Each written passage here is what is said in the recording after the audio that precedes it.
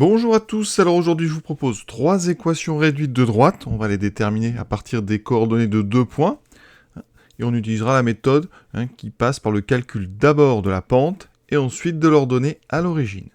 Donc première équation, à chaque fois je précise on regardera sur GeoGebra, comme ça on vérifiera nos calculs, et j'illustrerai graphiquement la signification des mots pente et ordonnée à l'origine. On est parti. Alors première chose, déjà, est-ce que la droite est verticale? Ça, c'est très important parce que ça va donner la forme de son équation réduite. Donc ici, le point A a pour coordonnées 4, 1, donc il est ici. Le point B a pour coordonnées 1, 5 et là. Donc vous voyez bien que la droite ici, AB, n'est pas verticale. Ça, c'est intéressant parce que ça veut dire que son équation réduite est sous la forme y égale mx plus p. Donc on va l'écrire. Alors, xa est différent de xb, vous voyez, on a 4 et 1. Donc, AB est non verticale. Et donc, AB, eh bien, elle a une équation sous la forme y égale mx plus p. D'accord? C'est important parce que si ça avait été vertical, on aura eu une équation réduite sous la forme x égale constante. Alors, le m s'appelle la pente, ou le coefficient directeur. La formule, il faut absolument la connaître. C'est la différence des y divisée par la différence des x. Donc ici, je fais faire yb moins ya divisé par xb moins xa. Ici, on va faire vraiment attention à ne pas se tromper en prenant donc, les coordonnées. Alors, moi j'aime bien, par exemple, recopier les coordonnées des deux points les unes sous les autres, de façon à avoir vraiment les y les uns au-dessus des autres. Donc là, j'ai 5 moins 1 divisé par 1 moins 4. Ce qui me donne 4 sur moins 3. Alors le moins, on a déjà vu ça, il va devant et ça fera moins 4 tiers. Ça nous donne un coefficient négatif. Alors c'est tout à fait normal parce que ce coefficient, il s'appelle la pente. Et ici, quand on avance de 3 cases, on descend de 4. Donc quand on avance d'une seule case, on va descendre uniquement de, vous avez bien compris, de 4 tiers. Vraiment, on le fera à la fin, ça, on réexpliquera.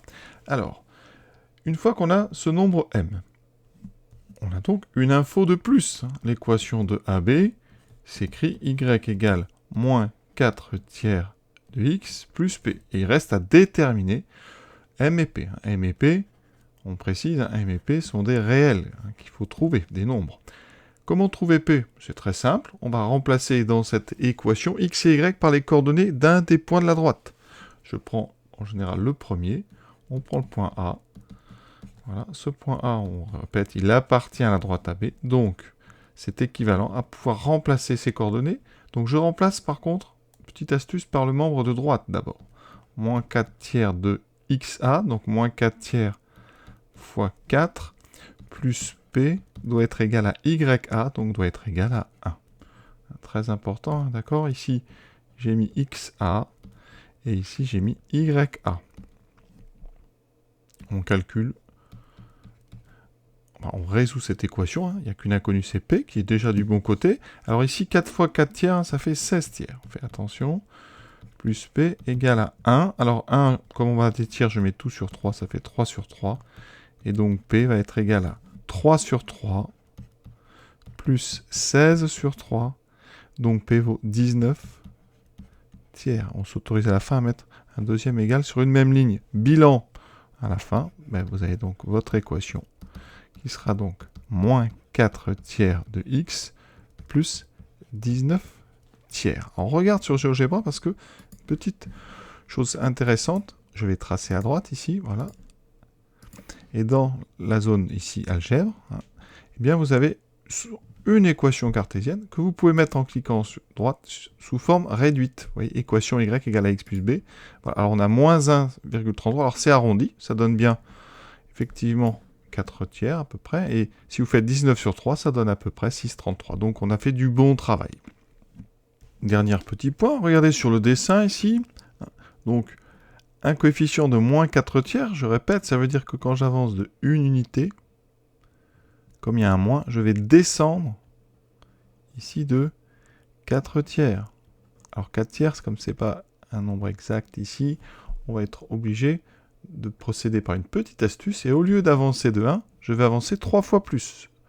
Donc, voilà, j'avance de 3.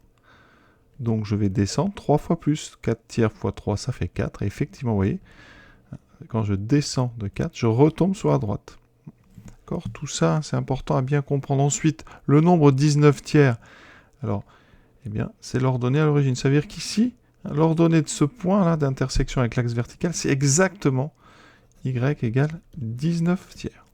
Alors, comme on ne peut pas le lire, parce que 19 tiers, ça ne tombe pas juste, hein, c'est ce qu'on appelle donc, ce n'est pas un nombre décimal, eh bien, vous êtes obligé de le trouver par le calcul. Vous ne pourrez pas le lire sur le dessin. Deuxième équation du jour. Donc, les points de coordonnées 6, 13, moins 5, 2. Alors, pour les placer, c'est un peu plus dur, parce que 13, c'est grand. Donc, ce que je vous propose, c'est qu'en bas, dans GeoGebra, dans la zone de saisie, on va mettre A égale, et vous entrez ces coordonnées. 6, vous mettez virgule et pas point virgule. Hein. Voilà, vous voyez, le point A, voilà, il se place. Ensuite, je fais pareil. Le point B égale, donc, moins 5,2. Voilà, vous voyez bien que la droite AB n'est pas verticale. Et cette fois-ci, quand on va de droite à gauche, ça va monter. Donc on aura normalement un coefficient directeur, une pente positive. On regarde tout ça. Donc première chose, hein, je répète, on vérifie bien. XA est différent de XB. Donc AB a bien une équation sous la forme Y égale MX plus P. Avec M et P, donc deux réels, et M, c'est la pente, c'est donc la différence des Y sur la différence des X. Alors, je mets mes deux points comme ça, et donc je fais, alors, 2 moins 13, alors je répète la formule, hein, à chaque fois pour qu'elle rentre, YB moins YA sur XB moins XA. Ça me donne donc 2 moins 13, divisé par moins 5, moins 6. Donc 2 moins 13, ça fait moins 11 sur moins 11. Donc là, on simplifie, ça donne 1. D'accord ? Effectivement, j'ai un coefficient, une pente positive. Donc normalement, quand j'avance de une unité, je dois monter de une unité. Donc je trace à droite, voilà.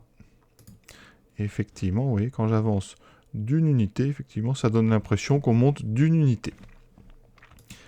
Deuxième étape. Alors ici, on fait un premier bilan. Vous savez que l'équation d'AB est sous la forme Y égale, donc 1x. Donc on écrit tout seul x, hein, d'accord ? 1x, c'est x. Il reste à trouver P, ce qu'on appelle l'ordonnée à l'origine. Pour ça, on utilise le point A. Il appartient à la droite AB.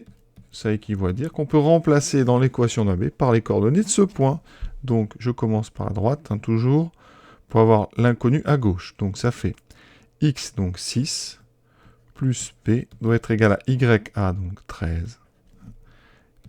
P est donc égal à 13 moins 6, ça fait 7. Bilan AB, A pour équation réduite, Y égale X plus 7. On regarde tout de suite sur GeoGebra.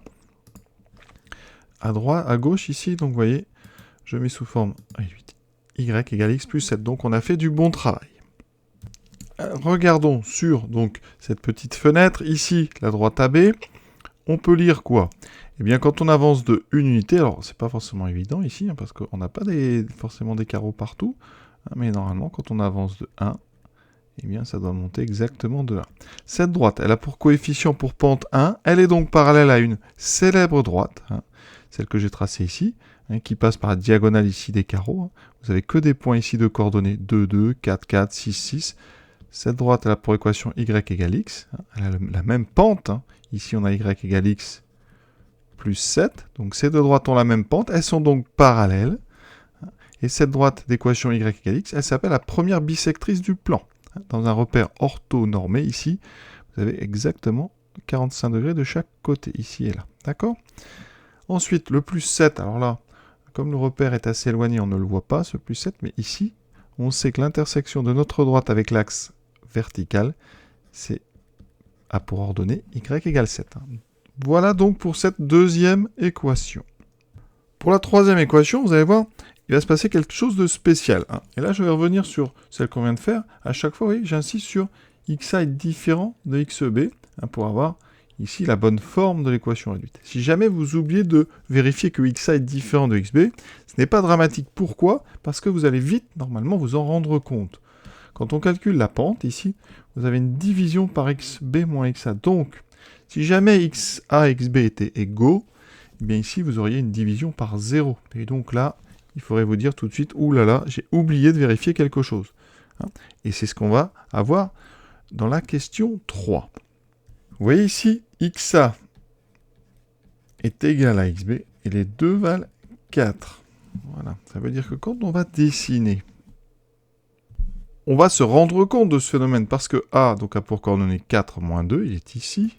B a pour coordonnées 4, 9. Vous voyez, B, il est au-dessus de A. Donc quand je vais tracer cette droite ici, AB, c'est une verticale ici. Elle est parallèle à l'axe vertical, à l'axe des ordonnées. Vous pouvez remarquer que chaque point qui est sur cette droite a une abscisse qui est égale à 4. D'accord?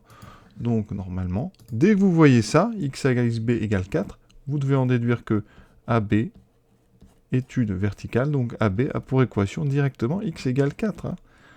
Il n'y a rien de plus à faire. C'est direct. Si jamais vous ne voyez pas que xa égale xb et que vous vous lancez dans le calcul, quand vous allez calculer votre pente, il va vous arriver quelque chose de gênant, évidemment, parce que vous allez avoir ici 0. Je fais le calcul, donc quand je fais xb, enfin, yb moins yk sur xb moins xa, en haut, donc yb, c'est 9, moins yk, c'est moins 2, divisé par 4, moins 4. On a ici, bon, en haut, on a 11, mais on a une division par 0, et ça, c'est totalement interdit. Hein.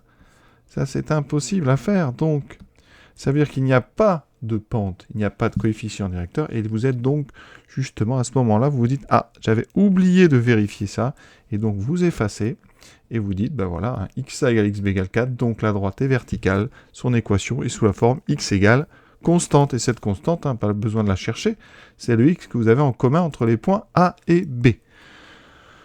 Voilà, donc, ici, cette équation est terminée. Et vous pouvez voir sur GeoGebra, si vous tracez une parallèle à cette verticale, ici, n'importe où, vous pouvez remarquer à gauche, ici, son équation, c'est toujours x égale constante. Hein, je peux en faire plein.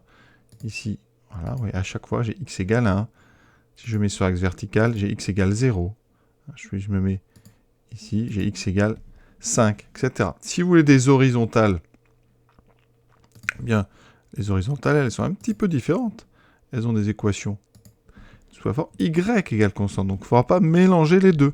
Les horizontales, c'est y égale constante. Les verticales, c'est x égale constante. Voilà, cet exercice, cette vidéo est donc terminée. Je vous souhaite une bonne fin de journée à tous. À bientôt.